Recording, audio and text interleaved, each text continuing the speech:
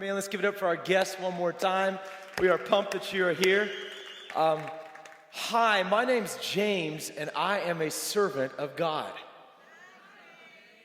Thank you, man. I like that. I heard Andy doing that offering thing, and I was thinking, that's my name, bro. I'll go ahead and be a servant of God. I'll introduce myself that way. That is a little weird, though. Man, I've got 3 or 4 different ways to kick off this morning. If you're a guest, will you grab, or everybody, just grab your notes this morning. Did everybody get their Three Musketeer bar? Don't eat it. It will rot. If you have eaten it yet, I mean, you are going to hell. I'm just telling you. That's how bad it is if you've eaten that Three Musketeer bar. They're going to eat them before you ever get to that. And I'm like, they will not. They will not. So if you did, I'm just telling you, you might as well just check out right now. All right, here we go. Get your notes. We're going to hang out there for just a second. I've got 3 or 4 different ways to start this message, and I'm really not sure how to start it. I know that's probably a bad thing for a speaker to come out and you're like a guest. Wow, you know, all that kind of stuff. But yes, let me just kick it off this way. My name is James. I'm a servant of God. I'm pumped about what God's doing in our church right now. I love you guys. I love the local church. We talked about that last week. I love people that are searching for God. I love imperfect people that don't have all of their acts together. And if you think you got your act together and you're a perfect person, please don't come back here because you will ruin this place. All right, we need imperfect people here because that's who Jesus died for. And today I want to talk a little bit about that. I got some emails this week, and let me just read a couple of them to you, and I think it will kind of help set the heart and tenor for where God is asking us to journey this morning with our time together. I just sent out to some of our leaders, some of our staff, some of our prayer partners, those that are just, man, their hearts are just heart deep in what God is doing in this church. And I asked them, I said, tell me some stories of whether it's your story or somebody else's story of a time that you were invited to church and God used the church to rock your world. And I wish I could go on and on and on and read all the stories. Wish I could bring every single person up here. But let me just give you a couple of highlights. This one came in. I was going to college in Milledgeville, and I would come to Athens on a regular basis for football games. I hope it was to see the dogs and to see family. I was really lacking a church home in college, and I was feeling the impact of not having any community there. At that time, my brother and his wife had probably for a year had been looking for a new church home. They had visited together Compass, and they really liked it. So I was home for a few weeks later. My brother couldn't wait to tell me about this new church that they had found. I will never forget the excitement and passion that he had. He told me that he just knew that I would really love it. And the main thing I remembered about his invitation was that the place had something different. That would be Compass. The people are just different here is what they say. I had grown up in a traditional setting, and I had become burnt out on the traditional way of doing things. So this really excited me. And check this out, man. I still remember driving down the road to meet him, my brother that is, that first morning, and wondering what this place could be like, and would it really be something different from the traditional church that to me had become stale. I trusted my brother's judgment. Maybe that was your first no. I trusted my brother's judgment, and at that time, to see him fired up about a church was something worth checking out. The rest, may I say, is kind of history. I visited there every time I would come home and often invite my friends that were in town for the football games to come with me. I still have my notes from way back then. After my first year teaching, when I knew God was calling me back towards Athens, I did the church hunt, but I eventually knew that the original invite still remained true. I plugged in to newcomers, to our partnership class, to a small group, and my life and my leadership have never been the same since I really committed and took that invite to become part of the local church. I thought that was cool. I thought that was just incredible. Another story that came in, and I can't really share all the details, but several months ago, we baptized a high school student here that drives in from Jefferson, Georgia. And then a couple weeks ago, we got to baptize her sister-in-law as a result of her invite that came here. And that just kind of blew me away. Another one came in from a grandmother. She goes, over the years, I've invited so many guests to Compass. Most of them still attend. I wonder what happened to people that don't, and a part of the Compass family. But my former son-in-law, his new wife, and 6 of my grandchildren love Compass and look forward to getting to come and not having to come every Sunday. They, along with 2 of my grandkids, have been baptized here at Compass, and both parents have taught and worked in the nursery on many occasions. I just want to say that had I not accepted an invitation to come to Compass, I would never have had the opportunity to grow in my relationship with God and be the hands and feet of Jesus Christ through serving and volunteering in the community and at Compass Church. And had my family not accepted my invitation, they may not have exposed my grandkids to accepting Christ in their lives and be able to impact those around them as well. Here's another one that came in. All I can say is thank God for, and there's a name of a dude. And I probably, we got to be like, change the names to protect the innocent here. But it says, my wife is the one who really got me to attend Compass for the first time, and I was not sure what to think after the first experience. But after several months of attending on a regular basis, this guy, that I'm not mentioning right now, made a huge impact on my life. He was the quirky guy who was part of the worship team, and at first laughed at him more than I took him seriously. You guys can figure that one out. I'm not even going there. However, week after week was that guy who would always speak to me after the service and make me feel welcome. Week after week, he would also invite me to the small group he attended, and week after week, I shrugged it off because I didn't need a small group. Crazy as it seems, though, God rocked my world shortly after that in a very devastating way, and to add some salt in the wound, I would listen to Jim every Sunday speak on the importance of small groups and how we need to be connected now and not wait until you need one.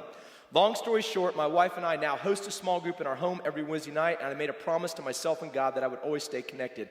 Thank you, that quirky dude, for being that light in the hands and feet of God. And then one last one that I got here. This is from one of the guys on our staff who actually there's a couple. His parents invited him. He says, honestly, I don't know what I'd do without this church.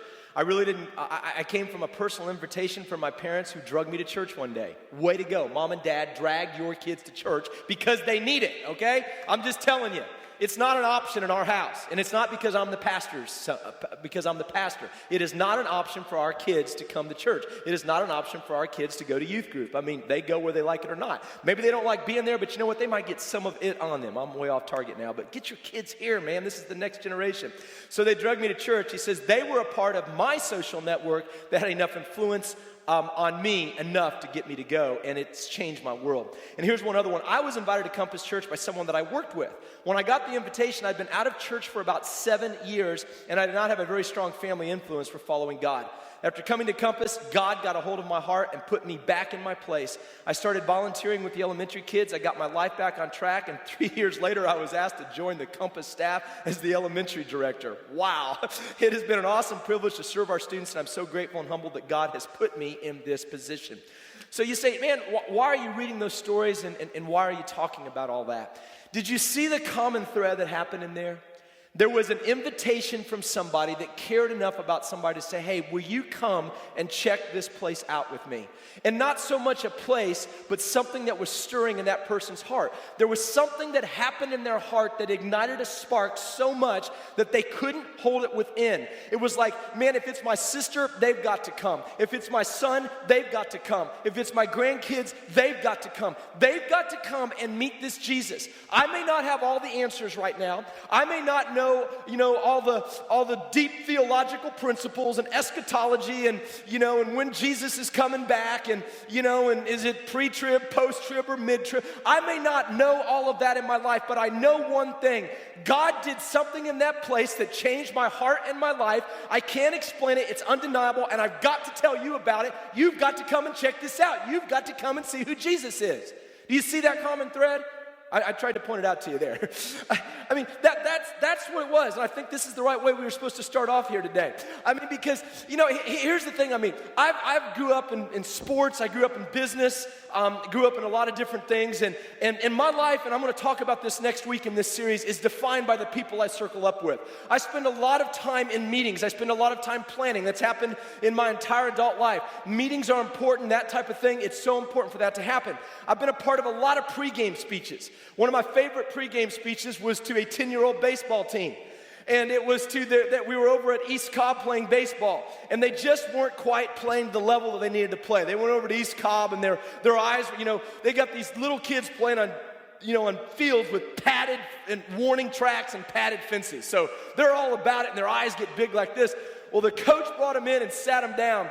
And he finally looked at them. I hope you guys don't take offense to this. This is kind of funny. These are 10 years old. And he came in and he says, guys, you've got a decision to make.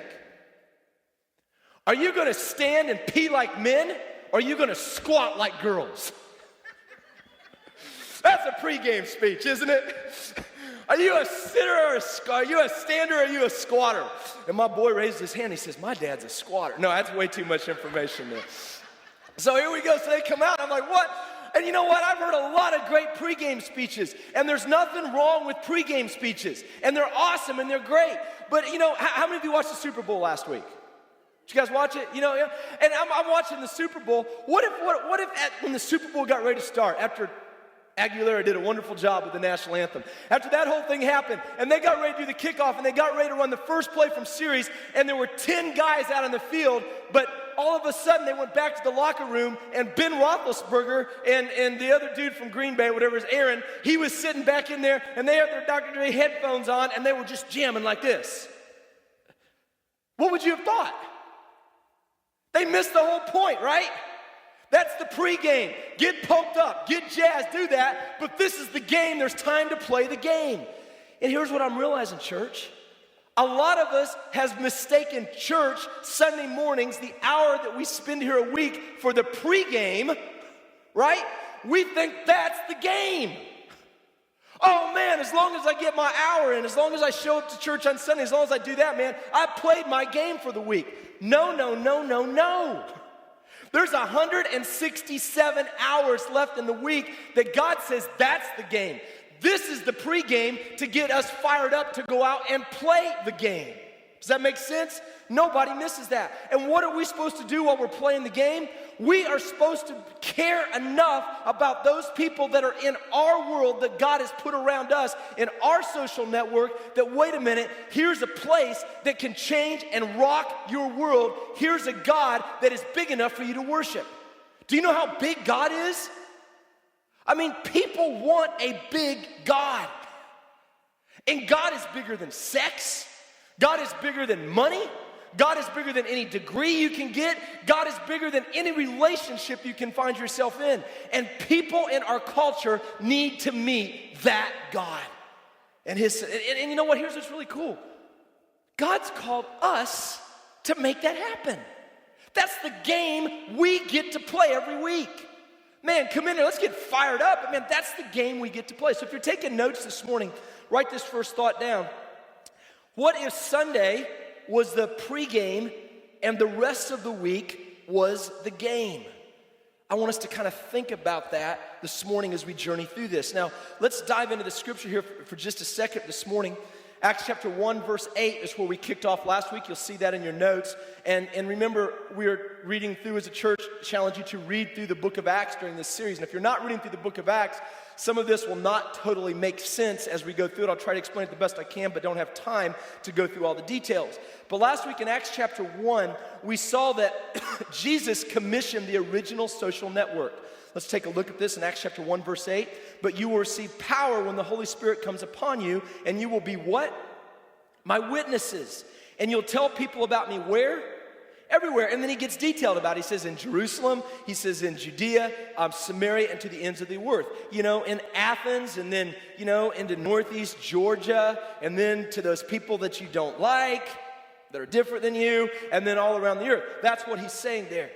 And then in Acts chapter 2, I saw two interesting things as I began to study and think about what we're going to talk about today. Now, Acts chapter 2 is a phenomenal chapter in the Bible, and it talks about when the power of the Holy Spirit fell upon the local church.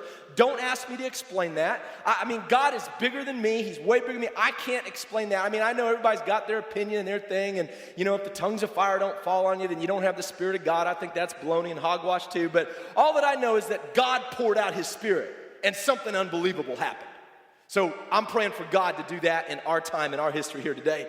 And then in verse 11, as this whole phenomenon has happened, that God is pouring out His Spirit upon this group of Christ followers, they were meeting in the pregame, in the church service. Look at what happened. One of the things that they said, it said in verse 11, we all hear these people speaking in our own what? Languages. We hear them speaking in our own languages about the wonderful things God has done. In other words, there are people in your life, and I saw this and I thought, there are people in your life that you speak their language better than anybody else. Does that make sense? I don't speak the language of some of your people. I mean,